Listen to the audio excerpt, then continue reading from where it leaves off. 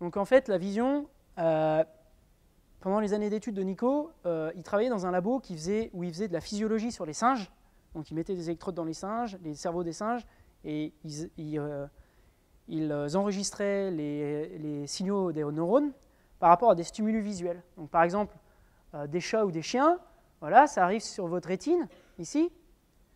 Et ce qui se passe, c'est qu'au niveau de cette rétine, si vous regardez l'image, donc l'image qui va être projetée sur votre rétine, l'image, c'est une matrice 2D, hein, c'est une matrice avec des nombres. D'accord ? Une image, en fait, pour nous, ça a du sens.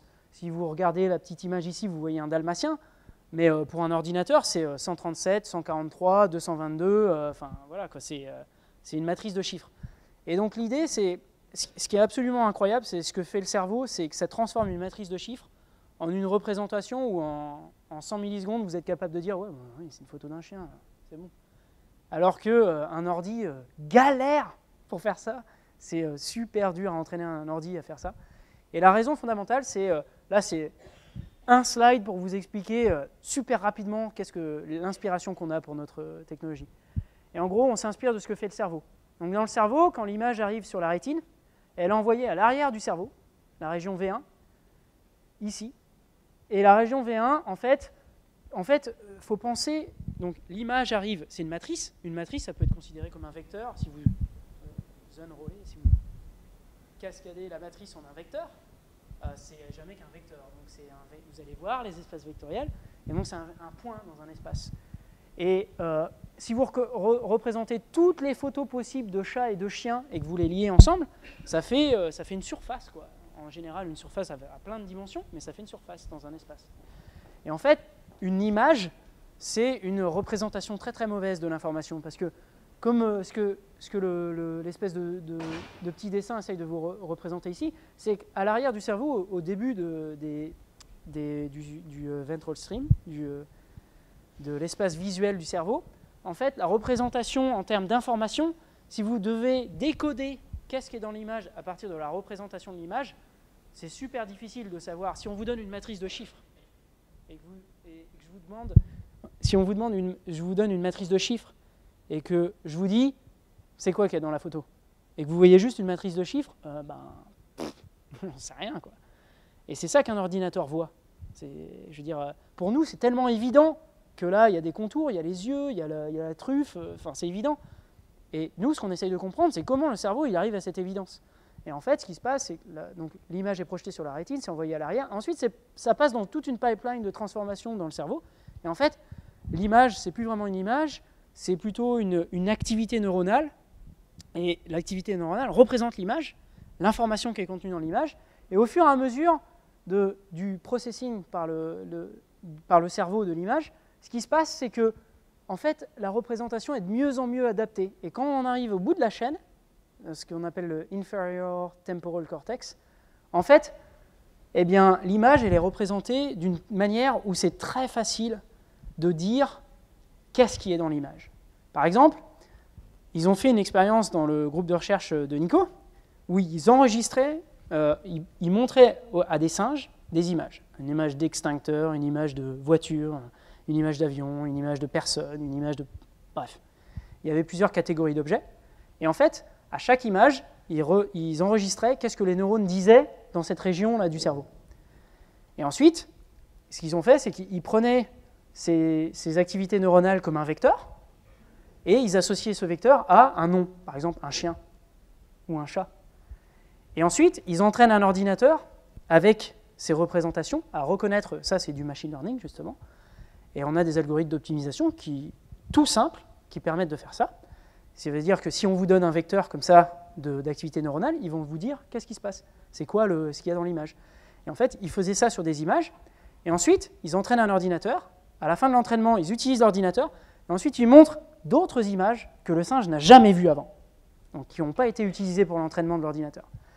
Et en fait, ce qu'ils font, c'est, sur ces nouvelles images qu'ils présentent au singe, ils mesurent l'activité neuronale. Et ils prennent ce vecteur et ils le mettent dans la machine qui a déjà été entraînée, l'algorithme. Et l'algorithme, il va dire chat, chien, voiture, avion. Et ce qui est hallucinant, c'est que si on mesure l'activité neuronale, et c'est ça notre vecteur pour représenter l'information dans l'image, à plus de 95% de certitude, vous êtes capable de prédire qu'est-ce que le singe a vu, même si vous n'avez pas vu ce qu'il a vu. C'est un truc de malade, quoi. C'est renversant, quoi. C'est sans déconner. Tu mesures l'activité des neurones ici de genre 150 neurones, quoi. C'est ridicule, quoi. Et avec 95% de chance, tu sais ce que le singe il a vu. Et donc, c'est le constat expérimental. Et donc, tout ça pour dire que le cerveau, c'est une machine incroyable qui est capable de transformer l'information visuelle en un truc qui est super condensé et extrêmement expressif. Et ce que nous, on essaye de faire, c'est de faire cette chose-là. Et comment on fait? On s'inspire de ce que fait le cerveau. C'est-à-dire qu'on fait des réseaux de neurones artificiels. C'est-à-dire que depuis les années 60, les physiologistes ont étudié qu'est-ce que fait un neurone. Et en fait, de manière simplifiée, très simplifiée, mais de manière mathématique, un neurone, c'est facile, c'est une fonction multivaluée à valeur dans R. C'est-à-dire que ça écoute plein d'autres neurones, donc ça écoute neurones X1, X2, X3, Xn, et puis pour chacun des neurones, il l'écoute avec une certaine force. Par exemple, X1, il va l'écouter avec une force 2, donc il va faire 2 fois X1, plus 0,5 fois X2, plus 0,33 fois X3, plus 7 fois X4, plus blablabla. Donc il met des poids à chacune des écoutes, à chacun des inputs, et ensuite il fait la somme, donc il fait un produit scalaire en fait, entre deux vecteurs, le vecteur des poids associés à chacune des entrées, et il multiplie ce poids par l'activité du neurone qu'il reçoit, et il fait l'addition, donc c'est un produit scalaire quoi, de deux vecteurs, c'est pas très difficile, et donc c'est ce qui est représenté ici. Par exemple, ce neurone ici, il écoute celui-là, celui-là et celui-là, vous voyez, c'est les flèches ici, là. Et il écoute, il a un poids pour chaque, il fait la somme, et si cette somme elle est supérieure à une certaine valeur, il émet un output, ou sinon il n'en émet pas. Voilà, c'est comme ça que mathématiquement on représente un neurone. Un neurone, c'est, par exemple ici, il y a 3 inputs, et ce que le neurone il calcule mathématiquement, c'est il fait la somme de X1 multiplié par le poids associé à cette entrée. Il ajoute l'activité du neurone 2 fois le poids associé à cette entrée. Pareil pour le 3. Il fait la somme, ça fait un nombre. Et le f ici, c'est juste pour dire, c'est une fonction qui va dire, oh, c'est une fonction un peu comme une tangente hyperbolique, quoi. Ça va en gros de moins 1 à 1. Et puis, si c'est trop négatif, la réponse c'est moins 1. Et si c'est trop positif, la réponse c'est 1. Et entre les deux, il fait une interpolation linéaire, enfin bref. Et donc, mais en fait, c'est vachement important. Ça, c'est une fonction non linéaire, et c'est vachement important. Ça, c'est linéaire en x1, x2, x3, mais par contre, f, c'est non linéaire. Et c'est capital que ce soit non linéaire, pour faire une représentation qui soit condensée en termes d'information. Et donc voilà, mathématiquement, c'est comme ça qu'on représente. Et nous, ce qu'on fait, c'est on fait des réseaux de neurones où on a des couches qui écoutent sur des couches, qui écoutent des couches, qui écoutent des couches. Et à la fin, on a un nombre, et c'est ça notre prédiction. Et ce qu'on fait, c'est, voilà, schématiquement, mathématiquement, en gros, on a des matrices qui représentent ces poids ici, parce que là, je vous ai fait un neurone, mais évidemment, il y a un deuxième neurone aussi qui écoute les mêmes neurones ici. Donc vous voyez bien qu'en fait, ces poids ici, il y en a un pour chacun des neurones, donc en fait, c'est une matrice. C'est une matrice de... Enfin, vous n'avez pas encore vu. Vous allez le voir bientôt. Ça... Oh oui, bon, c'est tranquille. Donc, c'est facile, une matrice, c'est un tableau de vecteurs. Voilà, c'est des vecteurs en ligne ou des vecteurs en colonne, comme vous voulez. Mais en gros, c'est un tableau de vecteurs. Et vous voyez, ça, c'est tous les poids qui représentent la couche numéro 1. Et la couche numéro 1, elle écoute l'input, elle écoute l'entrée. Elle est transformée, c'est la partie linéaire que je vous montrais, c'est cette partie-là, là, schématiquement. Ensuite, ça passe dans une fonction non linéaire. La fonction non linéaire, ça, c'est la sortie de chacun des neurones. Donc, chacun des neurones, c'est encore un vecteur. Donc ce vecteur ici, à la sortie de f ici, ce vecteur, il peut avoir une autre matrice de poids. Hop, ça c'est la deuxième couche qui écoute la première couche, et ensuite elle passe dans une non-linéarité. Là j'en ai représenté que 2 couches, on peut en faire autant que vous voulez. Et donc le but, c'est que ces paramètres ici, là, les W là, en gros, ce que je suis en train de vous dire, c'est que nous, ce qu'on fait, c'est qu'on essaye de faire des algorithmes informatiques qui essayent d'apprendre ces W à partir des données. C'est-à-dire, on a des inputs, on a des outputs à la fin, on a des in, on a des out, et on a cette transformation. Donc quand on a un in, on la passe au travers de tous ces trucs, on a un out, et on compare au out qu'on devrait avoir. Et on essaye d'apprendre à corriger l'erreur que ça fait en changeant ces poids-là. Et donc c'est ça qu'on fait. Et donc, en gros, on peut schématiser tout ce qu'on fait en 3 équations, littéralement. Donc, ce qu'on fait, c'est qu'on définit une fonction, une fonctionnelle, c'est-à-dire une fonction de coût. Souvent, c'est appelé une fonction de coût, c'est-à-dire par rapport aux paramètres que vous avez dans votre fonction ou dans votre algorithme, vous essayez d'optimiser ces paramètres pour minimiser cette fonction. Donc, à la fin de la chaîne, quand vous avez transformé tous vos inputs, là, je vous montrais l'output. L'output, eh ben, c'est un nombre. Et donc, ce nombre, c'est ce nombre ici. Il dépend évidemment des paramètres W que je vous ai montré. Et pour une certaine valeur des paramètres, ça vous donne un certain output. Pour d'autres valeurs des paramètres, ça vous donne un autre output. Et en gros, si vous changez les valeurs des paramètres, vous pouvez changer la valeur de la fonction, j de W. Et le but, c'est de trouver les paramètres W qui minimisent la valeur de j. Donc là, j, c'est une fonction à valeur dans R. Elle est bornée inférieurement. Et généralement, elles sont positives, ces fonctions. Et on essaye de minimiser, de trouver l'endroit de l'espace de tous ces paramètres qui minimise maximalement cette fonction. Et quand elle minimise, pourquoi on minimise cette fonction? C'est parce que cette fonction, quand on la minimise, en fait, la performance de notre système est maximale. Donc on veut maximiser la performance de notre système, ce qui revient de manière équivalente mathématiquement à minimiser une fonction comme ça. Et donc ce qu'on fait, c'est qu'on fait de la minimisation. Donc là, ce que je vous montre, c'est un algorithme de descente de gradient, c'est-à-dire vous avez une fonction de plusieurs variables. Vous pouvez calculer une dérivée partielle par rapport à chacune des variables. D'accord? W, c'est un vecteur. Imaginez W1, W2, W3. Vous pouvez calculer la dérivée partielle de J par rapport à W1, ou la dérivée partielle de J par rapport à W2, ou par rapport à W3. Et si vous mettez toutes ces dérivées dans un vecteur, c'est le gradient. C'est le vecteur gradient que vous avez peut-être dû voir en physique. Le gradient. Et le gradient, c'est une interprétation vachement physique. Un gradient, pour une fonction, c'est en un point, le gradient, il pointe vers la direction où la fonction augmente le plus. Donc je vous ai dit, qu'est-ce qu'on essaye de faire? On essaye de minimiser la fonction.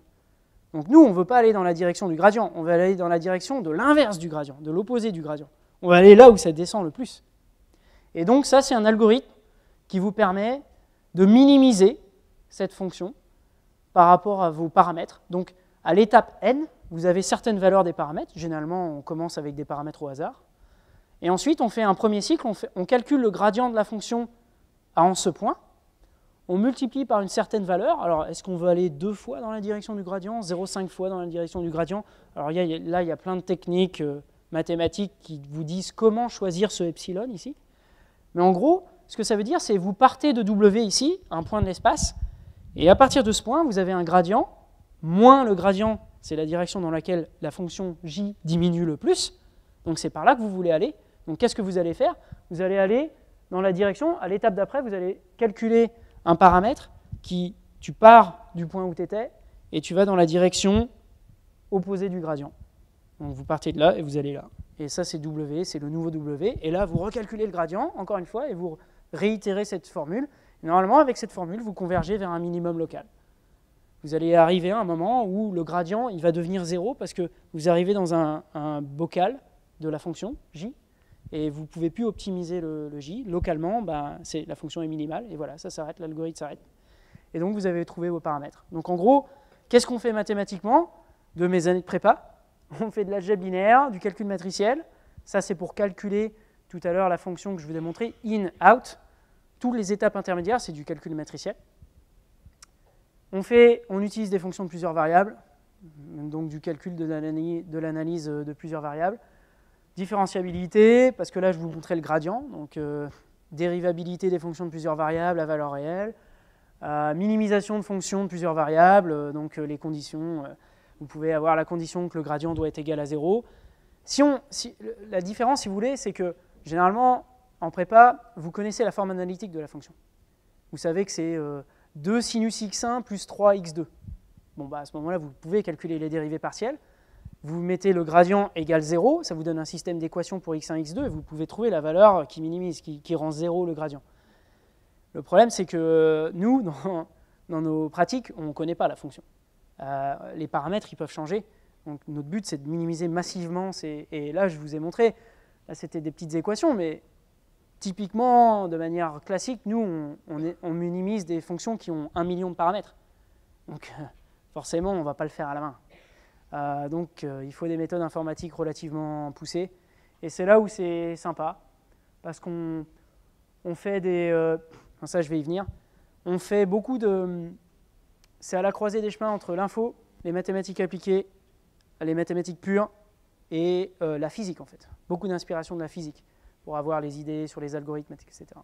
Donc, en gros, rapidement, c'est un peu ça que je fais en ce moment. Et donc, c'était pour vous montrer que ce que vous faites en prépa, ça ne sert pas à rien. Et qu'au contraire, c'est super utile. Et donc, pour en apprendre plus, en plus des cours de prépa, maintenant, alors là, c'est l'année des MOOC. Vous êtes au courant des MOOC? Vous ne connaissez pas les MOOC? Je suis étonné, même les profs de prépa, surtout Nico, là je suis déçu. Là, je suis déçu. Là. Un mec qui est tellement cutting edge que toi. Les MOOC, les Massively Online Open Courses, les cours en ligne ouverts, où il y a des centaines de milliers d'élèves qui suivent des cours en ligne, etc. Donc cette année, c'est l'année des MOOC, les MOOC, M-O-O-C. Les MOOC, alors les MOOC, en ce moment, c'est à fond. Et donc, aujourd'hui, vous avez une pléthore de ressources sur le web qui sont absolument hallucinantes. Ça, c'était l'année dernière que je montrais. Et là, cette année, celui que je vais montrer, c'est ça. Parce que Coursera, c'est le nouveau site web qui a été fait par un prof d'intelligence artificielle à Stanford. En fait, 2 profs de Stanford qui ont créé une start-up. Et en fait, vous pouvez vous inscrire. Moi, ce matin, j'ai suivi mon cours de machine learning. Et c'est des petites vidéos de 10 minutes qui vous fragmentent les cours. Donc, vous avez un cours sur l'algèbre binaire, le machine learning, la psychologie, j'en sais rien, la politique, ce que vous voulez. Et ce qui est génial, c'est que ces cours-là, ils sont donnés par tous les meilleurs profs du monde, de toutes les meilleures universités du monde. Et c'est gratuit. Vous allez sur le site, vous n'avez même pas besoin de vous inscrire. Moi, j'ai envie de faire un cours de physique quantique. Bob, tu rentres physique quantique, et là, tu vas tomber sur le cours de physique quantique de Berkeley, avec des profs de légende, etc. Et c'est fragmenté en semaines, et vous pouvez suivre le cours. Hein. Donc, vous pouvez vous inscrire, vous pouvez regarder les vidéos, toutes les vidéos si vous voulez. Vous pouvez aussi vous inscrire, vous allez faire des travaux à la maison, vous allez prendre des DS en ligne, et à la fin, vous avez un certificat que vous avez pris le cours. Et vous avez suivi le cours de, je ne sais pas moi, Gilbert Strand au MIT sur l'algèbre binaire. Donc voilà. Donc si vous voulez suivre les cours du MIT, il n'y a pas de souci, c'est sur Coursera. Et donc ça, c'est cette année. Hein. Ça n'existait pas l'année dernière, et là, en ce moment, c'est en train de... Et comme la Silicon Valley est en train de pousser comme des porcs sur ça, c'est sûr que ça va exploser. C'est évident. Donc voilà.